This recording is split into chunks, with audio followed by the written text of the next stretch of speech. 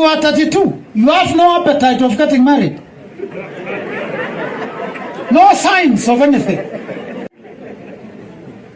Kijana wa 27 years bado anaishi kwa poma na nyumba ya baba yake. These men ambao wako hapa. Ninauliza wazee ambao wananiangalia hapa mbele na nyuma. Are you still the heads or you are now the headache of the family? Yani unakubali aje uitwe pep mzee mzima unaitwa pep. Unajua kusema sasa pep. Hiyo ni kusema sasa toto. Yani unakubali kuitwa toto. Mzee. He who knows not and knows not that he knows not is far much better than he who knows not and knows not that he knows not. Wife, full manager.